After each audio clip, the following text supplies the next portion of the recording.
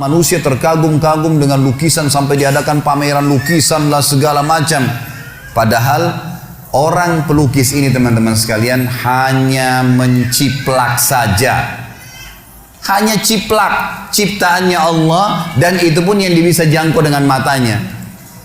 Plus lagi lukisan manusia tidak bisa bergerak, lukisannya Allah bergerak. Buahnya bisa diambil, airnya bisa bergerak, di dalamnya ada makhluk hidup, burungnya bisa terbang, mataharinya bisa diistilahkan dengan terbenam dan terbit, awannya bisa pindah-pindah, manusianya juga bisa jalan dan seterusnya. Bagaimana bisa kita berpikir teman-teman sekalian, ini hebat ya, ini luar biasa ya, kagum-kagum dengan orang yang hanya menciplak saja.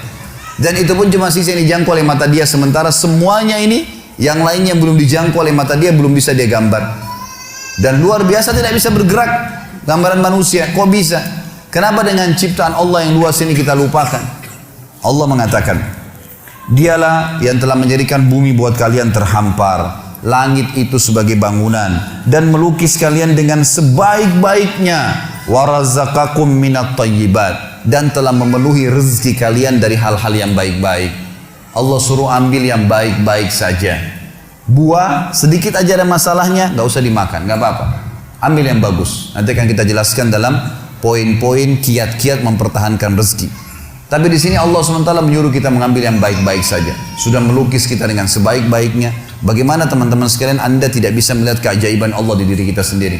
Alis ini dari mana bisa tumbuh bulu di sini? Kemudian jaraknya tepat, ada hidung di tengah-tengahnya, ada mata, gitu kan? Ada bulu matanya dan seterusnya. Bayangkan kalau kita ini manusia, jalan tapi tidak ada kulitnya. Urat-urat saraf semua sama otot-ototnya. Bagus nggak kelihatan? Nggak bagus. Allah datangkan cuma kulit, datangkan bulu sedikit, kasih warna, udah bagus. Allah mengatakan, وَصَوَّرَكُمْ فَأَحْسَنَ سُوَرَكُمْ. Dia betul-betul melukis kalian dengan sebaik-baiknya, وَرَزَقَكُمْ مِنَ الطَّيِّبَاتِ, dan memenuhi kebutuhan kalian dari yang baik-baik. Gak usah buat masalah, cari yang baik saja, cari yang berkualitas saja, nikmatin, boleh silahkan. Kata Allah, ذَلِكُمُ رَبُّكُمْ فَتَبَارَكَ اللَّهُ رَبُّ الْعَالَمِينَ. Itulah Allah Tuhan kalian, maka maha berkah Allah Tuhan alam semesta. Ayat yang lain teman-teman sekalian, ayat yang mulia juga adalah surah Qaf, surah nomor 50 ayat 6 sampai ayat 11. Ini Allah mengajak manusia berpikir tentang masalah kebutuhan-kebutuhan mereka yang mereka dapatkan setiap harinya, agar mereka kembali kepada satu pencipta itu. A'udzubillahi minasyaitonirrajim.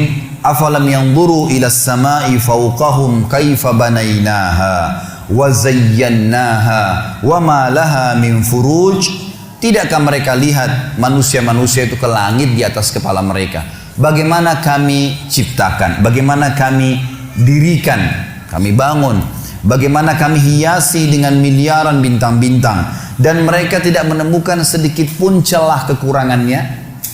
Surah Al-Mulk juga menjelaskan masalah itu, ayat 3. A'udzubillahi minasyaitonirrajim. Alladzi khalaqa sab'a samawatin tibaqa. Allah yang telah menciptakan 7 lapis langit yang bersusun, dan tadi subuh sudah saya jelaskan bagaimana besarnya langit-langit itu teman-teman sekalian.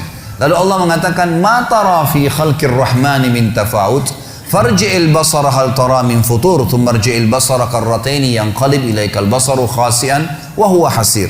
Kata Allah, coba kalian angkat pandangan mata kalian ke langit sana, lihat baik-baik tuh langit, maka niscaya kalian akan turunkan pandangan mata kalian dalam kondisi letih, sementara kalian belum menemukan celah kekurangannya. Dan coba kata Allah, angkat sekali lagi lihat langit itu, kemudian terus kamu mencari, coba cari celah kekurangannya, niscaya kalian akan turunkan pandangan mata kalian dalam kondisi capek dan tidak menemukan sedikit pun dari celah kekurangan langit tersebut. Allah mengatakan, wal arda madadnaha, dan bumi kami hamparkan sehingga bisa ditinggalin, dibangunin, diambil hasil tambangnya, dicocok tanamin. Wa alqaina fiha rawasiya, dan kami tancapkan di atasnya gunung-gunung. Wa ambatna fiha min kulli zaujim bahij, dan kami tumbuhkan di atas bumi itu ya semua yang berpasang-pasangan. Maksudnya di sini ada hewan-hewan melata, kayak manusia, hewan-hewan, tumbuh-tumbuhan, sehingga mereka bisa berkembang biak. Tabsiratan wa dzikra likulli abdin munib. Tabsirah itu sebagai ilmu pengetahuan. wa dzikra dan peringatan bagi hamba-hamba yang munib. Munib ini teman-teman sekalian cerdas, jeli. Allah menyebutkan masalah itu. Wa nazzalna minas sama'i ma'an mubaraka, dan kami turunkan dari langit air yang penuh dengan berkah, air hujan. Fa ambatna bihi jannatin wa habbal hasid, yang kami tumbuhkan dengan air hujan itu kebun-kebun yang lebat dan juga biji-bijian yang siap untuk menjadi pohon yang baru. Wan nakhla basiqatin laha tal'un nadid, dan kami juga tumbuhkan dengan air hujan pohon-pohon kurma yang memiliki mayang-mayang yang banyak. Saya perlu jelaskan karena teman-teman mungkin belum tahu pohon kurma. Di Timur Tengah sekarang, kalau orang itu mau dianggap kaya, dia harus punya pohon kurma, kebun kurma. Kalau hanya sekedar punya mobil mewah, rumah besar, itu masih biasa, masih banyak orang yang punya. Tapi kalau orang punya kebun kurma ini luar biasa, karena satu pohon kurma itu umurnya panjang, bisa berumur seperti pohon kelapa gitu kan. Dan punya mayang, mayangnya itu banyak kalau musim ya berbuah keluar. Dan satu pohon itu kalau lagi padat itu bisa turun ya bisa sampai 1000 kilo kurma. Dan kurma ini ada 300 macam jumlahnya. Dan ada yang kering, ada yang basah. 90% kurma kering. Kurma kering teman-teman sekalian bisa bertahan sampai setahun, 2 tahun gak rusak gitu kan. Maka ini transaksi bisnis yang sangat menguntungkan gitu kan. Karena buahnya kalau berbuah banyak bisa bertahan sampai tahunan gak rusak gitu kan. Belum lagi dengan nutrisi-nutrisi ada di dalamnya. Maka Allah menyebutkan khusus masalah kurma. Dan coba lihat kurma bagaimana kami tumbuhkan kata Allah. Kemudian ya keluar dari mayang-mayangnya buah-buah yang banyak. Kata Allah, rizqan lil ibad. Semua itu sebagai rezeki buat hamba-hamba. Wa ahyayna bihi baldatan maita, dan dengan air hujan juga kami hidupkan negeri yang sudah mati. Wa kadzalikal khuruj, begitulah nanti kalian akan dibangkitkan pada hari kiamat. Inilah beberapa dalil-dalil teman-teman sekalian yang membuktikan kalau Allah itu pemberi rezeki, dan tidak pernah ada yang mengakui hal yang seperti ini kecuali Allah Subhanahu wa taala. Baik, sebelum saya masuk ke beberapa kiat untuk mempertahankan rezeki, kalau saya tidak salah ada 15 poin nantinya. Ada gambaran saya dulu supaya teman-teman paham apa itu rezeki atau seperti apa sih rezeki itu. Kalau gambaran saya, rezeki itu seperti sebuah pohon. Pohon ini teman-teman sekalian ada buah yang berjatuhan dan ada buah yang bergelantungan.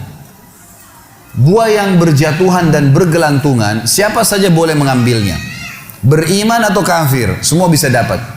Makanya jangan heran kok ada orang kafir sembah berhala atau mungkin ngaku Tuhan punya anak dan seterusnya, tapi masih hidup, punya rumah mewah, makan segala apa yang dia mau. Dah iya. Karena rezeki itu Allah siapkan untuk semua makhluk, nggak terkecuali. Kalau orang kafir tiba-tiba Allah nggak kasih rezeki, maka nggak ada orang kafir nantinya. Emang Allah SWT menciptakan ya, semua itu untuk menguji mereka, melihat mereka mau menggunakan nggak potensi-potensi dalam diri mereka untuk beriman kepada Allah Subhanahu wa taala. Buah yang berjatuhan teman-teman sekalian, semua orang berusaha tidak berusaha akan dapat itu. Seperti misal segelas air ini, saya nggak pernah minta sama teman-teman panitia untuk disiapin, tapi disiapin buat saya. Kapan saya ambil pipetnya, kemudian saya lubangin, saya minum, maka ini jadi rezeki saya. Ini namanya rezeki mutlak. Kalau bahasa saya, rezeki mutlak. Ini saya tulis di tulisan saya, buah yang berjatuhan namanya rezeki mutlak. Buah yang bergelantungan namanya rezeki ikhtiar. Ini hanya untuk mudah difahamin saja ya. Ini konsep yang saya tulis sendiri sebenarnya untuk memahaminya. Rezeki yang berjatuhan namanya mutlak. Seseorang akan datang padanya. Kita lagi duduk, tiba-tiba tetangga antarin makanan. Lagi jalan sama teman, tiba-tiba ditraktir, gitu kan? Atau mungkin orang tua kita setengah mati banting tulang, tiba-tiba beliau meninggal, lalu kemudian kita dapat warisan. Namanya mutlak. Kalau ini teman-teman sekalian, kita mau nggak mau akan datang kepada kita. Dan ini masuk dalam makna hadis Nabi SAW yang berbunyi, tidak ada jiwa meninggal dunia kecuali akan dilengkapkan seluruh rezekinya. Ini maknanya. Karena ada hadis yang berbunyi begitu ya.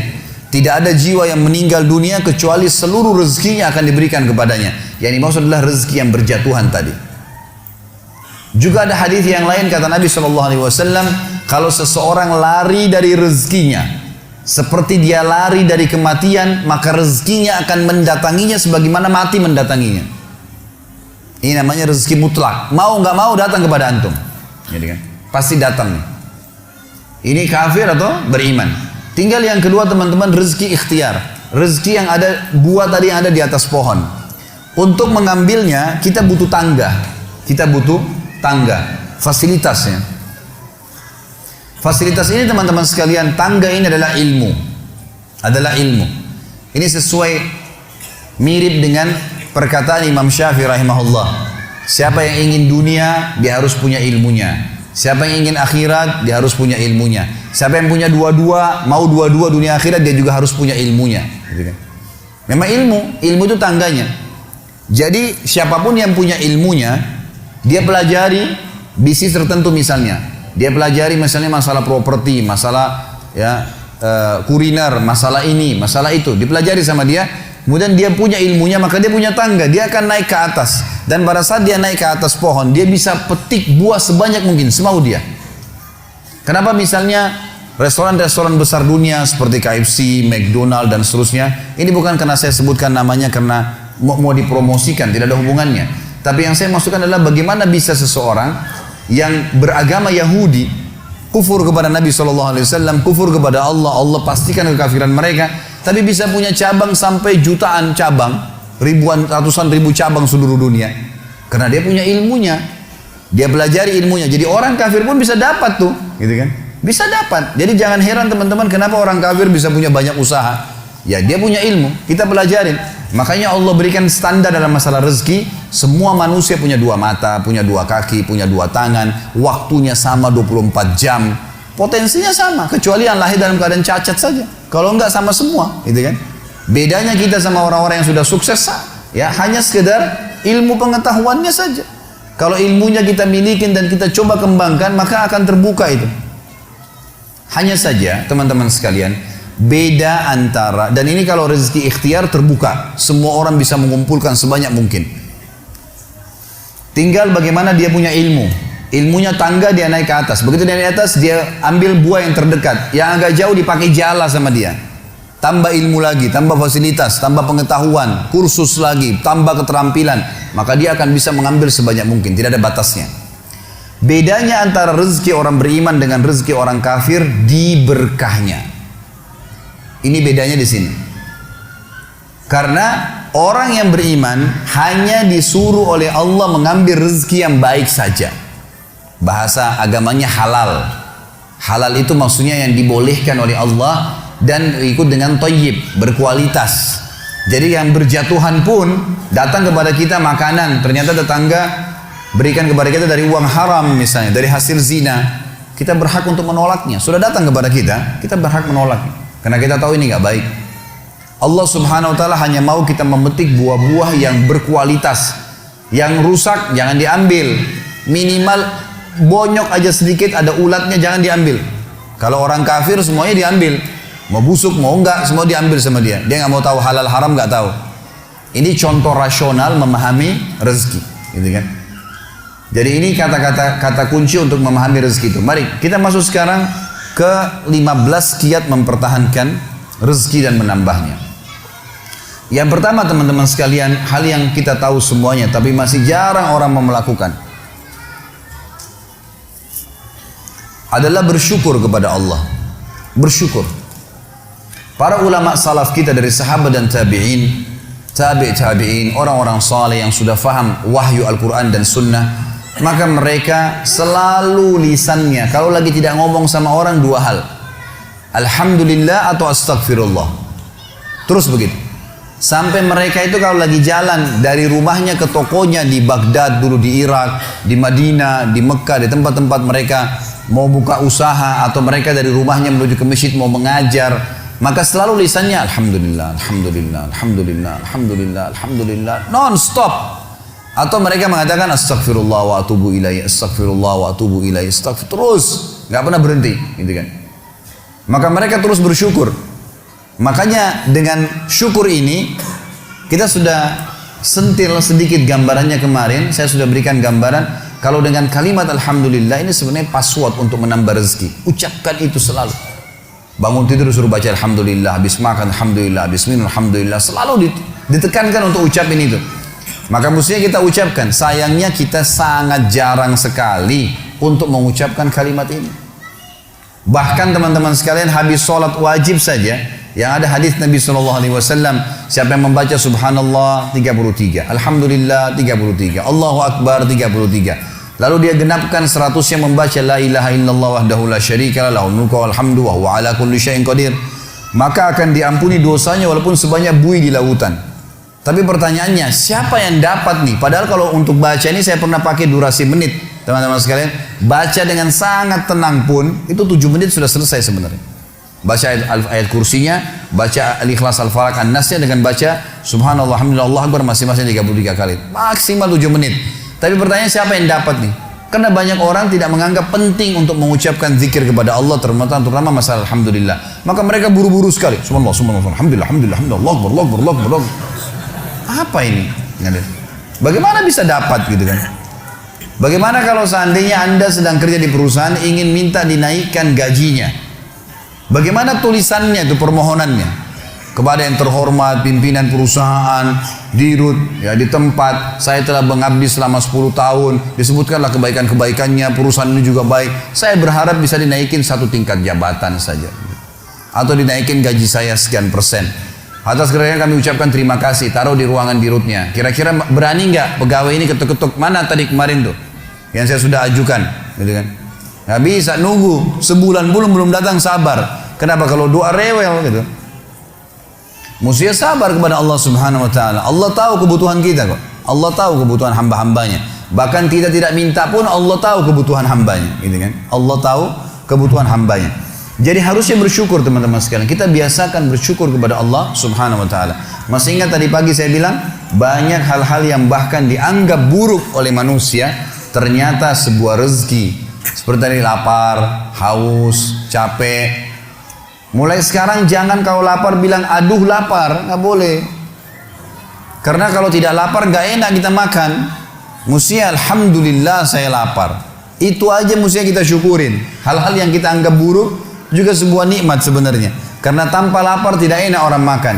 Kalau haus, alhamdulillah saya haus. Karena memang kalau tidak haus nggak enak kita minum. Begitu pula dengan capek, alhamdulillah saya capek. Karena dengan capek enak rasanya tidur itu. Tapi kalau tidak capek kita nggak enak tidurnya, gitu kan? Bahkan kadang-kadang kita gelisah bangun tengah malam karena sudah terlalu banyak tidur. Coba kalau kita capek luar biasa, mestinya lisan kita mengatakan alhamdulillah. Allah menyebutkan dalil tentang pentingnya bersyukur ini di dalam surah Al-Ankabut, surah nomor 29 ayat 17. A'udzu billahi minasyaitonir rajim. Innama ta'buduna min dunillahi awthanan wa takhluquna ifka. Sesungguhnya kata Allah, semua yang kalian sembah selain Allah adalah berhala-berhala. Patunglah, pohonlah, apalah, semuanya itu berhala kata Allah. Dan kalian membuatnya dengan ifka, kedustaan. Orang nyembah berhala, dia sendiri yang pahat matanya, dia sendiri yang buat hidungnya, dia sendiri yang buat kepalanya, topinya, apalah. Kemudian dia anggap, oh ini Tuhan. Gimana cara? Kata Allah ini ifka, ini kedustaan, kalian dustain diri kalian sendiri kata Allah. Semua yang kalian sembah selain Allah itu berhala-berhala yang kalian karang-karang, kalian dustain diri kalian sendiri. Dan subhanallah kebanyakan orang ujung-ujungnya ini karena masalah duit saja. Banyak kita ambil ruang lingkup orang Islam saja misalnya. Ada seorang dikenal namanya Badawi di Mesir. Nanti kita tarik ke Indonesia ini contohnya. Badawi ini di Mesir sebenarnya dulunya bukan seorang alim ulama, orang biasa, tapi dikenal di masyarakat. Waktu dia meninggal, karena dia sering baik sama masyarakat, ada satu masyarakat wakafin tanah di kebunnya, ini buat kuburannya si Badawi. Berjalan waktu, ahli waris pemilik kebun menjual tanah-tanah mereka, akhirnya sampai membuat kuburan tersebut berada di pinggir jalan. Lewatlah 2 orang yang fasik. Fasik ini muslim lebih banyak dosanya, nggak memikirkan masalah, nggak takut dengan akhirat, nggak takut dengan dosa-dosanya, nggak pernah berpikir masalah neraka. Maka lewat, ban mobilnya pecah pas dekat di seberang kuburan itu, seberang jalan. Yang satu lagi perbaikin ban, yang satu ini melihat ke arah kuburan itu. Ternyata dalam hitungan 5 menit saja, itu ada 10 orang lewat. Dari 10 orang ini 8 orang memberikan salam ke kuburan itu. Salam, seorang muslim berikan salam ke kuburan sunnah Nabi, gitu. Orang fasik ini mengambil sebuah kaleng tua di dekat mobilnya, kemudian dia menyeberang, ditaruh di dekat kuburan itu, lalu dia pindah ke sebelah. Dilihat sama dia 5 menit ke depan lagi seperti apa. Ternyata dari 10 orang yang lewat, selain memberikan salam, ada 2 orang nitipin duit.